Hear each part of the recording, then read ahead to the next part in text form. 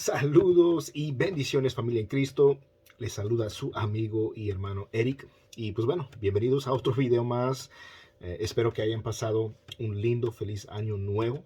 Mi oración y deseo para ustedes en este año es que podamos, con la ayuda del Señor, seguir creciendo en el conocimiento de su palabra, seguir creciendo en gracia. Y pues bueno, entonces continuemos en esta serie que en el día de hoy vamos a estar hablando sobre la sexta trompeta. Hace unos videos hablábamos sobre los primeros cuatro. El video pasado hablábamos sobre la quinta trompeta. Y pues bueno, hoy nos corresponde la trompeta número 6. Y si tiene su Biblia, por favor acompáñenme. Estamos en Apocalipsis en el capítulo 9, versículos 13 al 21. Y pues vamos a ver lo que podemos aprender en el día de hoy. Bueno, dice la palabra del Señor en el nombre del Padre, del Hijo y del Espíritu Santo. El sexto ángel tocó la trompeta y oí una voz que salía de los cuatro cuernos del altar de oro que estaba delante de Dios. Y decía al sexto ángel que tenía la trompeta: suelta a los cuatro ángeles que están atados junto al gran río Éufrates. Y fueron desatados los cuatro ángeles que habían sido preparados para la hora, el día, el mes y el año, para matar a la tercera parte de la humanidad. Y el número de los ejércitos de los jinetes era de 200 millones. Yo escuché su número. Y así es como vi en la visión los caballos y a los que los montaban. Los jinetes tenían corazas color de fuego, de jacinto y de azufre. Las cabezas de los caballos eran como cabezas de leones y de su boca salía fuego, humo y azufre. La tercera parte de la humanidad fue muerta por esas tres plagas, por el fuego, el humo y el azufre que salían de sus bocas. Porque el poder de los caballos estaba en su boca y en sus colas, pues sus colas son semejantes a serpientes, tenían cabezas y con ellas hacían daño. El resto de la humanidad, los que no fueron muertos por estas plagas, no se arrepintieron de las obras de sus manos, ni dejaron de adorar a los demonios y a los ídolos de oro, de plata, de bronce, de piedra y de madera, que no pueden ver, ni oír, ni andar, y no se arrepintieron de sus homicidios, ni de sus hechicerías, ni de su inmoralidad, ni de sus robos. Entonces, volviendo al versículo 13 del capítulo 9, dice que el sexto ángel tocó la trompeta y oí. Juan de nuevo está describiendo lo que él está viendo, lo que él está escuchando. Y oí una voz que salía de los cuatro cuernos del altar de oro que está delante de Dios. Ahora, en el tabernáculo y en el templo de Israel, el altar de oro era un altar de incienso, el cual es una representación, ¿verdad?, de las oraciones del pueblo de Dios en referencia a este texto. Entonces, cuando habla aquí del altar de oro que está delante de Dios, se está refiriendo, ¿verdad?, es una representación de las oraciones que el pueblo de Dios hace, ¿verdad?, a Dios. Entonces, los cuatro cuernos del altar de oro se encontraban en cada esquina. Y desde estas cuatro cuernos, dice Juan que escuchó una voz. Y aquí Juan hace como una énfasis de un asunto persistente que vamos a estar viendo en este libro de Apocalipsis, acerca de la oración del pueblo de Dios y el juego o el rol que tienen, o el papel importante que desarrollan en el drama final de los tiempos. Mira lo que dice el versículo 14. Y decía el sexto ángel que tenía la trompeta: suelta a los cuatro ángeles que están atados junto al gran río Éufrates. Ahora es importante notar que estos cuatro ángeles no son los mismos que se mencionan en el capítulo 7, ¿verdad? Que fueron y que tenían la tarea de sellar a los escogidos de Dios. Aquellos que estaban así, que fueron ordenados a sellar a los que le pertenecían al Señor, eran seres celestiales, ¿verdad? No eran demonios, no eran ángeles atados, pero su tarea era de sellar a los elegidos. Y estos en particular, en este texto, son ángeles infernales que estaban atados y iban a ser sueltos para traer juicio sobre la tierra. Entonces ellos están preparados para la hora, el día, el mes y el año, um, que realmente solamente Dios lo sabe, y en el cual van a llevar al cabo el juicio de Dios por medio de la sexta trompeta. Entonces, si nosotros tomamos en consideración, ¿verdad? Cuando Satanás se rebeló en contra de Dios y arrastró una tercera parte de los ángeles, um, muchos de esos ángeles, de los ángeles de Satanás, los demonios, están libres, y ellos son los principados contra los cuales nosotros luchamos constantemente, una lucha, una guerra espiritual. Y aquellos que están atados, nosotros podemos considerar como terribles ofensores, o ángeles o demonios de muy alto rango, que han sido atados por parte del Señor. Ahora, una pregunta que surge con esto es: ¿por qué están estos ángeles de juicio conectados con el río Éufrates? ¿Qué tiene que ver el río Éufrates con estos ángeles atados? Pues bueno, el Éufrates era la marca de la antigua Babilonia. Era la frontera de la tierra prometida de Israel por Dios en su totalidad. Um, y el antiguo imperio romano, el cual iba a ser revivado bajo el anticristo. Entonces, esa es la conexión que hay en cuanto a estos ángeles siendo desatados y el río Éufrates. Entonces, mira lo que dice el versículo 15. Y fueron desatados los 4 ángeles que habían sido preparados para la hora, el día, el mes y el año, para matar a la tercera parte de la humanidad. Y es así como vi en la visión los caballos y a los que los montaban. Los jinetes tenían coraces color de fuego, de jacinto y de azufre. Las cabezas de los caballos eran como cabezas de leones, y de sus bocas salía fuego, humo y azufre. Entonces aquí nosotros tomamos en consideración, ¿verdad? Cuando leemos el versículo 15, que fueron desatados estos 4 ángeles, ¿verdad? Entonces, muy parecido a lo que estábamos viendo la semana pasada, el video pasado de las langostas demoníacas, ¿verdad? Que fueron descritas anteriormente en este mismo capítulo, en la trompeta número 5, y estaban restringidos para atormentar a la humanidad. Igualmente, estos ángeles estaban específicamente atados para que cuando se desaten, el propósito era llevar al cabo el juicio de Dios por medio de la sexta trompeta. Ahora, otra pregunta que surge en base a lo que hemos leído en el versículo 17 16 y 17, cuando se describe, se da una descripción, ¿verdad?, de este ejército, ¿verdad? Algunos se preguntan, ¿es un número literal los 200 mil millones? ¿O los 200 millones? ¿O es un número simbólico? Es muy posible que el número puede ser tomado literalmente. Algunos creen que no era un número exacto, no era literal, simplemente es algo simbólico para representar que el ejército era casi imposible de poder contar, así con la vista, ¿verdad? Pero más probable es se puede tomar literalmente, ¿verdad? Como un gran ejército. Y algunos pueden decir, bueno, tal vez no son los 200 millones, ¿verdad? Más simplemente es una manera de expresar que era era un gran ejército incontable. El versículo 18 y 19 dice, uh, la tercera parte de la humanidad fue muerta por estas 3 plagas, por el fuego, el humo y el azufre que salían de sus bocas, porque el poder de los caballos estaba en su boca y en sus colas, pues sus colas son semejantes a serpientes, tienen cabezas y con ellas hacen daño.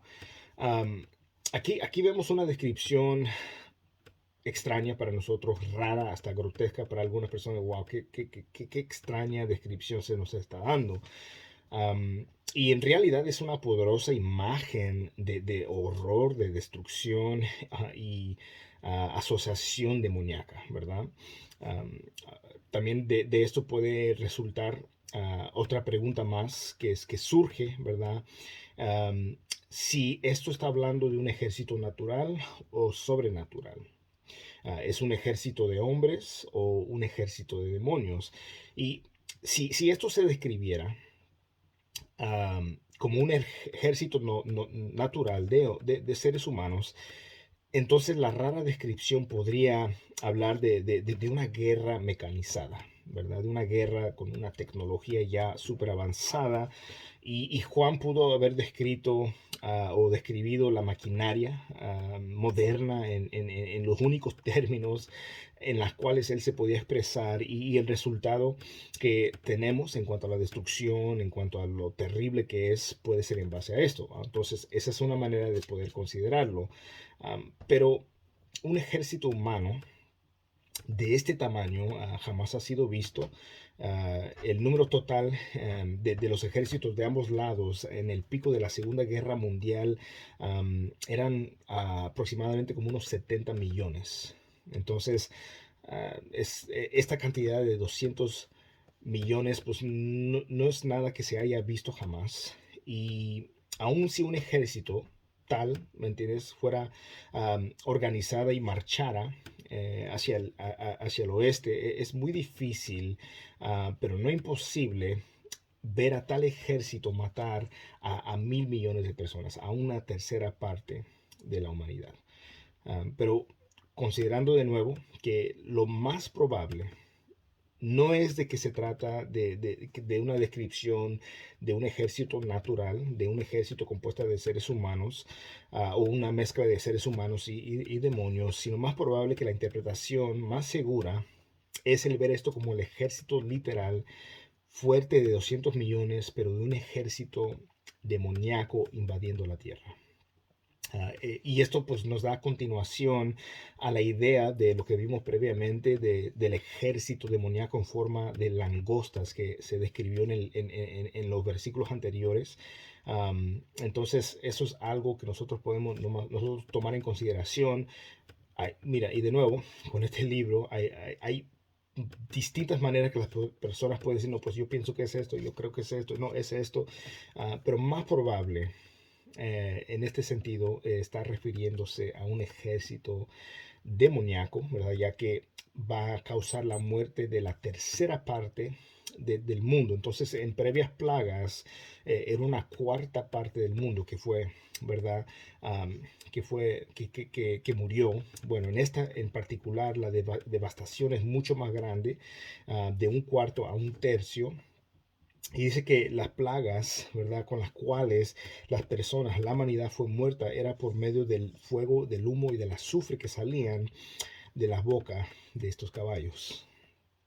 Entonces, eso nos da la idea no de una tecnología mucho más avanzado, sino más bien describiendo una destrucción por parte de un ejército demoníaco cuyo fin, cuyo propósito, Dios mismo permite y los usa en este juicio que se va a desencadenar sobre la tierra por medio de estas trompetas. Entonces, mira lo que dice el versículo 20. Y el resto de la humanidad, los que no fueron muertos por estas plagas, no se arrepintieron de las obras de sus manos, ni dejaron de adorar a los demonios y a los ídolos de oro, de plata, de bronce, de piedra y de madera, que no pueden ver, ni oír, ni andar, y no se arrepintieron de sus homicidios, ni de sus hechicerías, ni de su inmoralidad, ni de sus robos. En general, la humanidad no muestra arrepentimiento. A pesar de la presencia de algunas bonitas señales y maravillas que, ¿me entiendes?, podrían, hasta cierto sentido, tú pensarías, bueno, es que si Dios me usa a mí para milagros, mucha gente se va a salvar. Bueno, no vemos eso en el Evangelio, no vemos eso detrás de los propósitos de los milagros de Jesús. El fin que esos milagros tenía para producir era que las personas creyeran en Jesús, que creyeran en lo que Él decía hacer. En otras palabras, era una forma en poder afirmar, poder respaldar, ¿verdad?, que Él era quien Él decía ser. Y si nosotros tomamos en consideración, Dios es un Dios que produce milagros. Dios hace milagros, Dios sigue siendo milagros, ¿verdad? No quitamos del hecho de que ya no se hacen, no, Dios sigue haciendo milagros, pero los milagros no son los que salvan a la gente. Considera a los 10 leprosos, ¿verdad? Que Jesús los sanó, pero de esos 10 solamente uno mostró evidencias, mostró frutos, ¿verdad? De un nuevo nacimiento y regresó con Jesús y Jesús y los 9 y los demás, otros 9 no están. Ellos recibieron lo que querían. No querían nada de Jesús, solamente querían los beneficios de Jesús. Y eso es lo que vemos lamentablemente hoy en día en la humanidad. Muchos desean los beneficios que Jesús ofrece. No quieren a Jesús, no quieren sus enseñanzas, ¿verdad? Solamente lo que Él les puede dar. Igualmente lo vemos con la alimentación milagrosa de Jesús, donde hay personas que dicen que ese es el único gran milagro que ocurrió en los evangelios. Jesús hizo muchos más milagros, ¿verdad? Convirtió el agua en vino, Él, ¿verdad? Sanó leprosos, sanó ciegos, sanó personas que, ¿verdad? No podían hablar. Hizo muchísimos milagros. Pero si consideramos el milagro de la multiplicación de los panes y de los peces, sí, muchas personas se maravillaron y muchas personas empezaron a seguir a Jesús, pero al día siguiente lo empezaban a seguir no por quien Él era, no por lo que Él enseñaba, sino por qué más podría recibir de parte de Él, hablando en cuanto a alimento, hablando en cuanto a beneficios. Y cuando les habló duramente la palabra, en Juan capítulo 6, dice que muchos de sus discípulos, muchos que decían ser discípulos de Jesús, muchos que seguían a Jesús, dejaron de seguir a Jesús. Nuevamente mostrando que los milagros no traen salvación. ¿Qué es lo que trae salvación? El oír la palabra de Dios. Nos dice en Romanos capítulo 10, Romanos 10, versículo 10, que dice, la fe viene por el oír, no por el ver milagros, el oír y el oír la palabra de Dios. Eso es lo que produce fe para la salvación. Es Dios nos ilumina, Dios nos abre el entendimiento para entender, ¿verdad?, lo que es el Evangelio, para entender nuestra condición pecaminosa y qué es lo que Dios ha hecho a través de Jesucristo para que nosotros alcanzáramos salvación. Entonces aquí estamos viendo que a pesar de estas plagas, a pesar de esta destrucción, las personas no se arrepintieron. Y en general el ser humano o la humanidad no muestra arrepentimiento, aunque hubiera señales asombrosas, y en este caso hubiera cosas, ¿verdad? Estos juicios terribles, pensaría, wow, la gente reaccionaría, tendría reflexión y decir, ¿sabes qué? Debo dejar hacer lo malo. Sin en cambio, no dejaron de adorar a los demonios ni a las imágenes. Y en lugar de esto, el ser humano continuaba adorando a los ídolos de una manera de lo mismo de siempre. Siguiendo su vida como siempre, continuaban con su adoración a los demonios. Y es sorprendente ver que tan rápido las cosas vuelven a la normalidad después de una gran calamidad, después de un terremoto, después de un tornado, después de un tsunami, después de algo devastador, como por unos momentos, por ejemplo, cuando ocurrió 9/11 en Estados Unidos, las iglesias se llenaron. Pasaron meses y tal vez el medio año, tal vez el año, y la gente empezó a regresar a sus vidas normales, a hacer lo malo, a vivir a su manera. ¿Por qué? Porque por un momento se espantaron, pero aún así eso no produjo lo suficiente en ellos para dirigirlos al arrepentimiento. Ahora, por la gracia de Dios, hubo personas dirigidas, hubo personas, ¿verdad?, que rindieron su vida al Señor, ¿verdad? Y Dios obró, aún en medio de la devastación, surgen cosas buenas. Aún en medio del dolor, surgen cosas buenas. ¿Por qué? Porque para los que amamos a Dios, todas las cosas, aún en la devastación, aún en las tragedias, las cosas cooperan para el bien de nosotros. Tal vez estás viendo este video y antes de creer en el Señor Jesucristo, tal vez pasaste por un accidente, tal vez caíste en una gran enfermedad, tal vez algo pasó y eso, aunque no fue algo bueno, aunque fue una tragedia, fue algo que Dios usó para tratar con tu vida. Entonces, aquí estamos viendo que a pesar de esta devastación, a pesar de esta sexta trompeta que causará la muerte de una tercera parte de la humanidad, aún las personas no se van a arrepentir. Como lo hemos hecho como lo hemos visto a través de muchas calamidades, al pasar los años, lo que ha pasado recientemente, la gente es tan pronto de olvidarse de Dios. ¿Por qué? Porque vuelven a perseguir las cosas que ellos creen que los van a llenar, y no hay nada que nos puede llenar mejor que Dios. Lo único que realmente puede llenar el vacío de nosotros es Dios. No lo puede llenar el trabajar, no lo puede llenar una carrera, no lo puede llenar ciertas relaciones, no lo puede llenar ciertas posiciones materiales, poder, dinero, fama, lo que sea.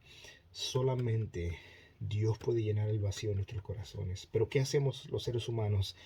Buscamos alternativas, buscamos sustitutos, ¿verdad? Fuimos creados para buscar a Dios, fuimos creados, ¿verdad? Para depender de Dios, pero lamentablemente en nuestra naturaleza caída buscamos alternativas, sustancias, personas, cosas, ¿verdad? Que toman el lugar que le pertenecen a Dios. Entonces, uh, nosotros debemos entender que es mejor, hoy es el momento oportuno para que nosotros podamos reflexionar en nuestra vida, cómo estamos viviendo, y pedirle al Señor que nos guíe al arrepentimiento. Tal vez no conoces al Señor. Mira, mi oración es que el Señor, a través de su Espíritu Santo, pueda traer convicción a tu vida, pueda redarguir tu corazón, puede guiarte al arrepentimiento. Mira, nosotros no somos perfectos, somos personas que luchamos. Nosotros que somos cristianos aún luchamos con tentaciones, aún luchamos, ¿verdad? Con el pecado. Es una lucha diaria, ¿verdad? Pero cuando nosotros empezamos a humillarnos y a someternos a la voluntad de Dios, ¿verdad? Dice la palabra de Dios: someteos pues a Dios y resistir al diablo y él huirá. El clave no es decir al diablo que se vaya, la clave está en someternos a Dios, en vivir vidas de obediencia a Dios.